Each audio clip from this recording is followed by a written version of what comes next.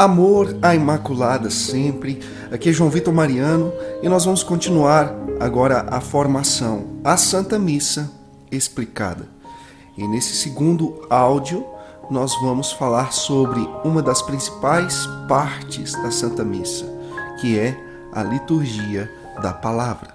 A liturgia da palavra só tem um intuito: nos levar a meditar a palavra de Deus, a vontade de Deus ao nosso respeito, os ensinamentos que as Sagradas Escrituras propiciam ao nosso coração. Tudo isso dentro, claro, da beleza da liturgia. A liturgia da palavra é composta por 7 momentos, e não somente por aquele momento das leituras bíblicas, né? Muitas pessoas confundem aqui. Então, quais são os momentos da liturgia da palavra? São leituras bíblicas, salmo responsorial, aclamação ao evangelho, leitura do evangelho, homilia, credo e oração universal. Antes de explicar cada momento da liturgia da palavra, é importante dizer que este momento é feito num profundo espírito de silêncio e meditação. Não é hora de ficar conversando nos bancos, não é hora de ficar transitando dentro da igreja, indo tomar água, indo no banheiro, não. É hora de se preparar, porque o próprio Deus vai falar conosco. Santo Isidoro vai dizer: quando rezamos, falamos com Deus. Quando lemos a Sagrada Escritura, Deus fala conosco. Então é um momento de profunda intimidade com Deus. E não um momento de ficar, como eu disse, conversando e andando dentro da igreja, não. Então vamos explicar cada momento da liturgia da palavra. Leituras bíblicas é um momento onde nós recorremos ao Antigo Testamento. São leituras que se conectam perfeitamente ao Novo Testamento. Portanto, não são leituras escolhidas de forma aleatória. São leituras importantíssimas que nos levarão a uma reflexão ainda maior sobre aquele ensinamento que Deus quer nos dar por meio daquela liturgia diária. Nessas leituras nós recorremos à vida dos profetas e de tantas pessoas citadas na Sagrada Escritura, no Antigo Testamento, que viveram conflitos, que receberam bênçãos de Deus e que também viveram uma vida de retidão como povo de Deus e, portanto, eles nos ensinam com seus testemunhos a vivermos no nosso tempo. É importante dizer que essas leituras bíblicas elas são feitas por alguém que tem ministério para isso.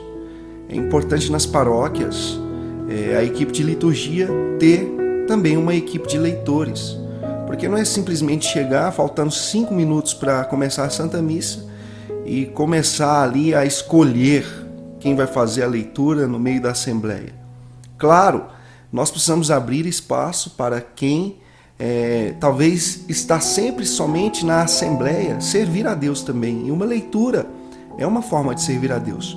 Mas a Igreja indica que esse ofício seja ministerial, um ministério, né? Um serviço a Deus excelente e feito da melhor forma. Portanto, sugere-se para as paróquias uma equipe de leitores. Após cada leitura, a pessoa que leu profere a aclamação que é respondida pelos demais. Vamos então agora para a segunda parte da liturgia da palavra, que é o Salmo responsorial. O Salmo responsorial, ele responde a cada leitura e nos leva a uma meditação ainda maior daquela mensagem da liturgia. Geralmente ele é tomado do lecionário, de preferência ele é cantado, pelo menos o refrão, mas na ausência de um ministério de música, de uma equipe de canto, de um coral, ele pode ser lido, mas de uma forma que propicie a meditação e a reflexão profunda sobre a mensagem que a liturgia nos passa. Portanto, o Salmo tem esse papel imprescindível de nos levar a uma meditação da palavra de Deus. Portanto, não pode ser recitado de qualquer maneira. Uma dica para os ministérios de música: façam, componham melodias de fácil entendimento, para que a Assembleia recite o salmo junto, porque ela não é uma resposta simplesmente do salmista, ou seja, da pessoa que recita o salmo lá no ambão, mas sim de toda a Assembleia. Aclamação ao Evangelho é aquele momento que antecede a leitura do Evangelho. Não é a mesma coisa. A aclamação é uma coisa e a leitura é outra. Então este momento é feito de pé, diferente das leituras bíblicas e do salmo responsorial, que são feitos sentados. A aclamação ao Evangelho é feita de pé. Portanto, o fiel católico precisa ficar atento aos momentos da liturgia. É algo muito deselegante alguém ter que dizer no microfone: vamos aclamar o Santo Evangelho de pé. Não, todo mundo já tem que saber que tem que ficar de pé, certo? Canta-se nesse momento o Aleluia, conforme exige o tempo litúrgico, né? Essa aclamação, ela é constituída como um rito, uma ação por si própria, né? Por meio da qual nós acolhemos nosso Senhor, que vai nos falar, né? Por isso que nós recitamos: o Senhor vai falar, né? A tônica dessa verdade, o Senhor vai falar, geralmente também está embutida no cântico de Aleluia, né? Então nós acolhemos o próprio Deus que vai nos falar. É importante lembrar que no tempo quaresmal, ao invés de cantarmos o Aleluia, de recitarmos o Aleluia na aclamação ao Evangelho, nós lemos um versículo ou verso que antecede o Evangelho. E geralmente esse versículo é proposto no lecionário. Leitura do Evangelho. Alguns teólogos vão dizer que este é o momento, o ponto alto da liturgia da palavra. É o momento onde nós precisamos manifestar uma maior veneração, mais do que nos outros momentos, porque nós vamos ouvir o Evangelho do nosso Senhor Jesus Cristo e, sobretudo, aprender com Ele. É o momento de prestarmos atenção naquilo que nos ensina nosso Senhor Jesus Cristo, sempre nos lembrando daquilo que está em Tiago 1:22. Sede cumpridores da palavra e não somente ouvintes.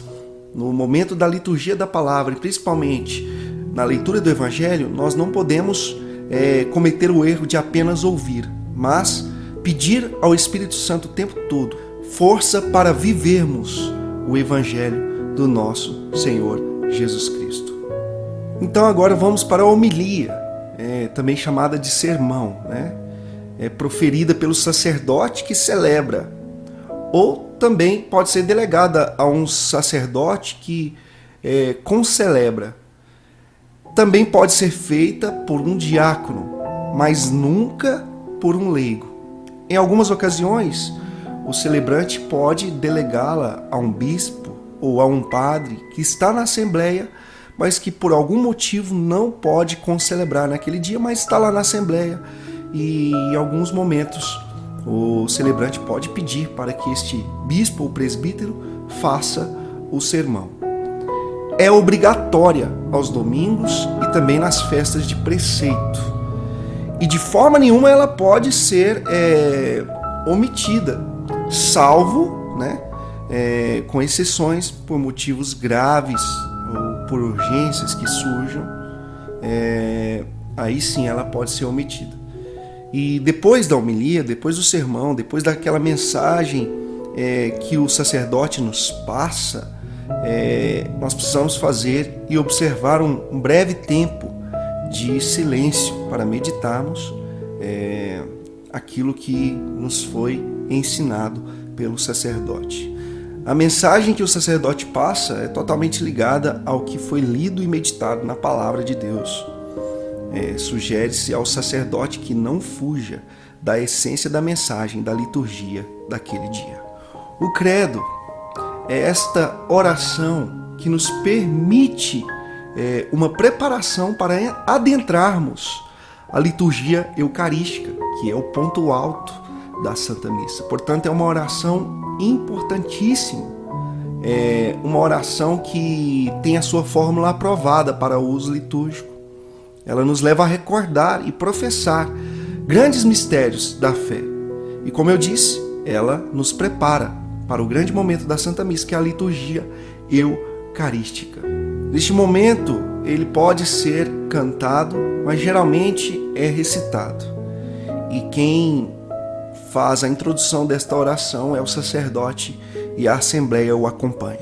Esse momento é feito de pé, né? Muitas pessoas permanecem sentadas depois da homilia, mas não, esta oração deve ser feita todos de pé. Então vamos para a última parte da liturgia da palavra, que é a oração universal, né? Uma oração que é dirigida pelo sacerdote. Ele faz uma introdução breve ali, também nos profere uma pequena exortação que nos convida a um espírito de oração. E as intenções dessa oração são as necessidades do Santo Padre, da Santa Igreja, poderes públicos, a salvação do mundo, os enfermos, e aí vai, as famílias e outras intenções pelas quais decide rezar aquela paróquia naquele dia. As intenções são proferidas lá do ambão pelo diácono, pelo ministério de música, pelo leitor ou por um fiel leigo que recebeu nesse dia a incumbência de proferir as intenções desta oração. Nós agradecemos você por essa iniciativa de buscar formações católicas para que nós possamos amar ainda mais a Santa Igreja Católica. Deus abençoe você. Até o próximo áudio, onde nós vamos falar sobre liturgia eucarística. Amor à Imaculada, sempre.